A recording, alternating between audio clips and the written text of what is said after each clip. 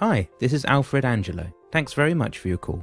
I'm grateful for the opportunity to provide you with information about selling your business and help you choose a business broker. I'm the UK and European senior partner of the private equity firm National Diversified Funding Corporation. The firm have been in the mergers and acquisition business for over 40 years, and in that time, we've learned that selling a business is the subject of much confusion. In fact, people have so many misconceptions about selling a business that I decided to offer this business seller education message. So when you select selling a business agent or business broker, you can make an informed, intelligent decision. In just a moment, I'll share with you 5 costly misconceptions about selling a business. Plus, I'll offer 10 questions you should ask a business broker before you invite him into your business. Just as a side note, as I give you this information, I want you to keep in mind you can get your business sold for a higher price without a business broker and keep a lot more of your money in your pocket.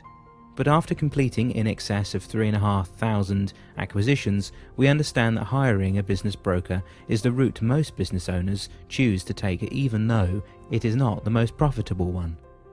Now here's misconception number 1. All business brokers are qualified and experienced to help you sell your business. A business broker is essentially a salesperson for your business. It is their job to package the image of your business so it can be displayed in the marketplace, and then to screen and sort suitable prospects who then identify themselves as serious buyers. Having a lot of accreditations and certificates can be nice for the ego, but it is not going to prove the broker can do this main job well. This is why a broker with a proven track record is more useful to you. They have actually proven themselves in the real world.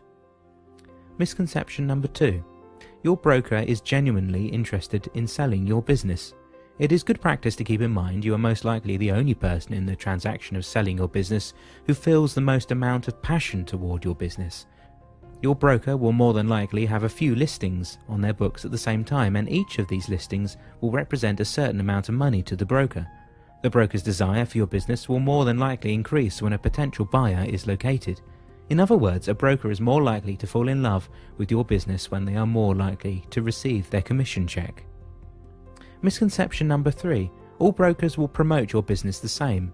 The likelihood of your business being able to sell through a broker is highly dependent on the marketing skill level of your broker, and each broker is going to have a different skill level based on the marketing staff at their firm. Misconception number 4. All brokers screen their prospects. Assuming all brokers screen their prospects can cost you time and money. A good rule of thumb is to ask the broker what their definition of a prospect is. The answer they give you might surprise you, and will give you an idea of how the broker qualifies a prospect. The key thing to realize is there is a process to the business sale transaction. How well does your broker understand this process? Misconception number 5. A broker with a lot of listings is a good sign. Just because a broker is busy does not mean that they are necessarily effective at what they do. This takes us back to the track record of the broker. The deals they have done will give you a good indication of their efficiency and effectiveness with doing deals. As a seller of a business, it is important for you to understand the motivations of all the parties involved in the business selling transaction. This means the lawyers, accountants and brokers, and even the buyers. A good example of these people and their motivations and how they measure the success of what they do is probably the best place to start with, deciding who should be on your team helping you to sell your business. Here is a list of 10 things sellers should ask their brokers while interviewing them. Yes, you heard right, you should be interviewing your brokers because they are essentially working for you. When thinking about this interview process, it is important to keep in mind 20% of businesses that get listed on the market never sell. So you need to think carefully about using a broker based on price alone rather than results, or you risk not getting your business sold with this method. The first questions actually get straight to the point, their track record. Question 1. How many deals have they completed? We all know results matter and sales matter. This means a good broker in a typical city should be doing at least 10 transactions a year. If the brokers tell you their numbers are small because they do multi-million gold bar sized transactions, they are probably not the broker you are looking for. You want someone who's going to bat for you, not a professional on an ego trip. It is highly likely that they are lying about the deals they do. This is not how a brokerage business is run, and it is not how the brokers in the trade actually measure each other. So you want to get a rundown of how many deals they have done in a year, how many they did last year, how many they have done over 6 months, how many are they listing at any given time. These are measurements which will give you a baseline as you interview several brokers and give you an idea of who is active and who is not. The second question is, do they co-broker? Here is a sad statistic. 90% of brokers actually do not co-broker, and in some countries it is mandatory practice from governing bodies. It is a good idea to check this out for brokers in your city. Here's the reason why. Brokers who do not co-broker are actually doing you a disservice, because this means they only have access to a small group of buyers, their buyers.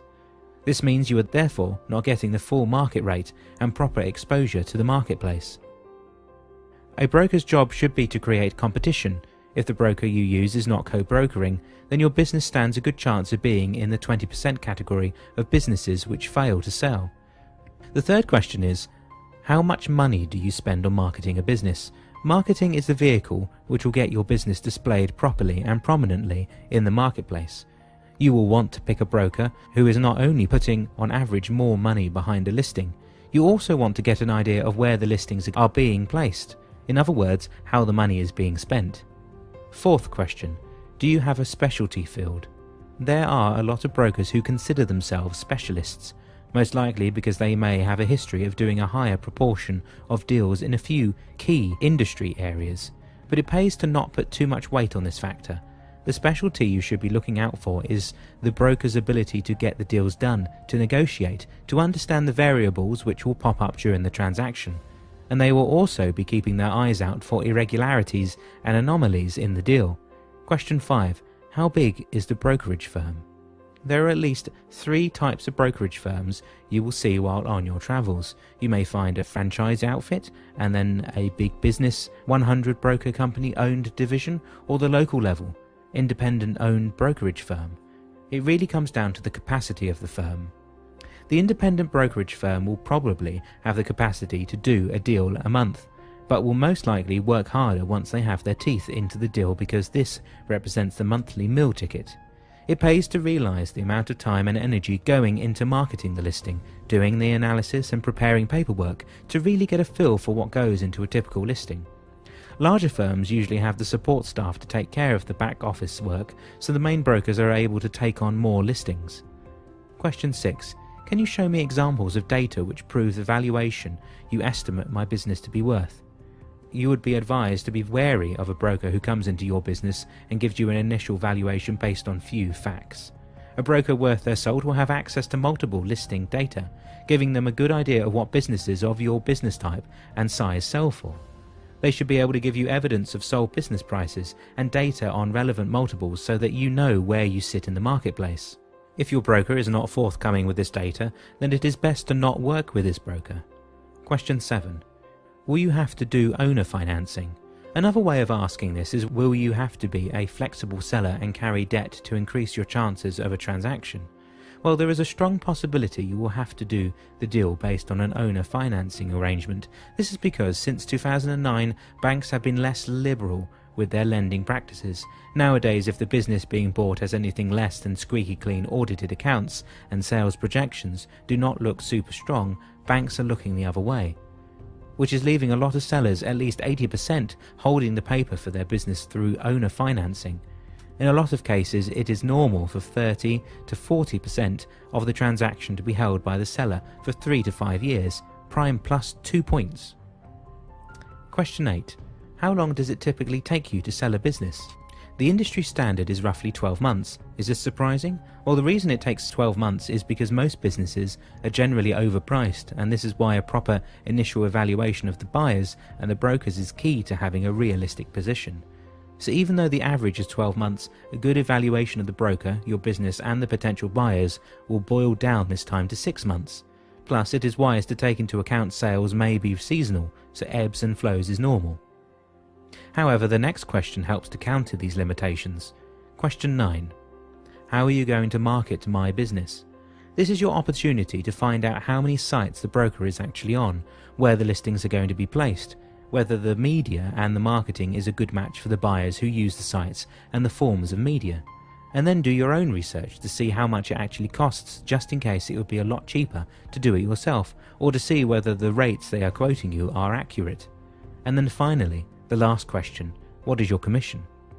This is the least important question because business brokers should not be taking their fees up front. The transaction should be success-based. If they are not success-based, this means they are passing the risk in listing the transaction over to you, and they are probably not worth betting on. Right now, as of producing this report, the low end of compensation is kicking around the £5,000 on the low end to £30,000 on the upper end for a transaction. However, just remember the old adage of buying based on price. You get what you pay for, so do not always work with a broker based on price. At National Diversified Funding Corporation, we believe that the right strategic growth plan in place, you can actually do a better job of selling your business without the need for a business broker and keep more cash in your pocket. However, if you insist on using one, here's my last recommendation. Once you're satisfied that you're working with an honest, competent professional, invite him into your business and ask for a specific, impartial business valuation in writing. A written, impartial business valuation gives you the assurance that you know exactly what the transaction job will cost. No surprises. By following these questions for a broker and this recommendation, you'll gain all the information you need to make an informed, intelligent decision. If you want a business broker, many companies in the phone book and on the internet can help you. Or you can build a great team around you and do a better job yourself. Our firm can even help you build this team who will work with you, preparing your business for a higher paying strategic buyer, so I invite you to call me. I'll be happy to answer your questions, provide you a cost estimate over the telephone, or come into your business and give you a free, written, impartial business valuation, without obligation of any kind. To reach me, just leave your name and number after this message and I'll be glad to return your call. Here's one last point. I know that many business owners are skeptical about results which can be achieved when selling a business. Before I got into the business, I was skeptical too, so in addition to dedicating my business to business owner education, I do one more thing as well. I guarantee my work and the work of my firm. That's right, I fully guarantee every business growth and selling job we do. If you aren't happy with our work, we'll reevaluate and redo all the systems, processes and procedures for free. And if you still aren't pleased, you pay nothing, not one penny. What could be more fair? As a matter of fact, add this question to the list. Question number 11. Do you guarantee your work? Not all companies do, and it's important that you have this information before you make your decision. Thanks very much for listening. I hope you found this business owner message helpful. If you have questions or comments, or you'd like to schedule a free, in-business, impartial business valuation, please leave your name and telephone number after the tone and I'll return your call promptly. On behalf of National Diversified Funding Corporation, I thank you for your attention. This is Alfred Angelo.